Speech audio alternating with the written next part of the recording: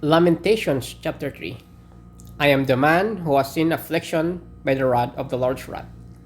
He has driven me away and made me walk in darkness rather than light. Indeed, he has turned his hand against me again and again all day long. He has made my skin and my flesh grow old and has broken my bones. He has besieged me and surrounded me with bitterness and hardship.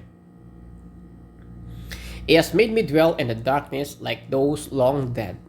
He has walled me in so I cannot escape. He has weighed me down with chains. Even when I call out or cry for help, he shuts out my prayer. He has barred my way with blocks of stone. He has made my paths crook, like a bear lying in wait, like a lion in hiding.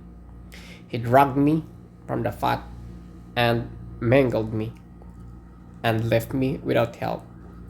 He drew his bow and made me a target for his arrows. He pierced my heart with arrows from his quiver.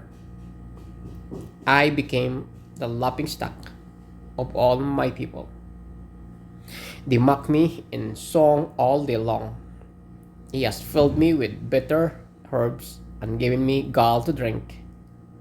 He has broken my teeth with gravel. He has trampled me into dust. I have been deprived of peace. I have forgotten what prosperity is. So I say, my splendor is gone, and all that I had hoped from the Lord. I remember my affliction and my wandering, the bitterness and the gall. I will remember them, and my soul is downcast within me. Yet this I call to mind, and therefore I have hope.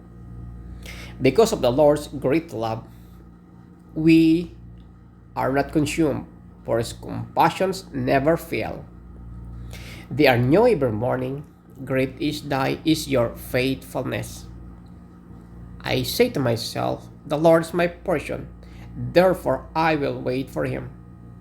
The Lord is good to those who hope is in him, to the one who seeks him. It is good to wait quietly for the salvation of the Lord. It is good for a man to bear the yoke while he is young. Let him sit alone in silence, for the Lord has laid it on him.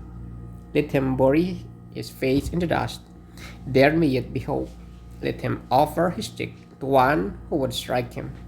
Let him be filled with disgrace. For no one is cast off by the Lord forever. Though he brings grief, he will show compassion. So great is his unfailing love, for he does not willing bring affliction or grief to anyone. To crush underfoot all prisoners in the land, to deny people with rights their rights before the Most High, to deprive them of justice. Would not the Lord see such things? Who can speak and have it happen? If the Lord has not decreed it, is it not from the mouth of the Most High that both calamities and good things come? Why should a living complain when punished for their sins? Let us examine our ways and test them. Let us return to the Lord. Let us lift up our hearts and our hands to God in heaven and say, we have sinned and rebelled, and you have not forgiven. You have covered yourself with anger and pursued us. You have slain without pity. You have covered yourself with a cloud so that no prayer can get through. You have made us come and refuse among the nations. All our enemies have opened their mouths wide against us. We have suffered terror and pitfalls, ruin and destruction. Streams to fear of tears flew from my eyes because my people are destroyed. My eyes will flow unceasingly without relief, until the Lord looks down from heaven and says, what I see brings grief to my soul, because all of the women of my city, those who were my enemies without cause, hunted me like a bird. They tried to end my life in a pit. and threw stones at me. The waters closed over my head, and I thought I was about to perish. I called on your name, Lord, from the depths of the pit. You heard my plea. Do not close your eyes to my cry for relief. You came near when I called you, and you said, do not fear. You, Lord, took up my case. You redeemed my life. Lord, you have seen the wrong done to me. Uphold my cause. You have seen the death of their vengeance, all their plots against me. Lord, you have heard their insults, all their plots against me. When my enemies whisper and mutter against me all day long, look at them, sitting or standing. They mock me in their songs. Pay them back what they deserve, Lord.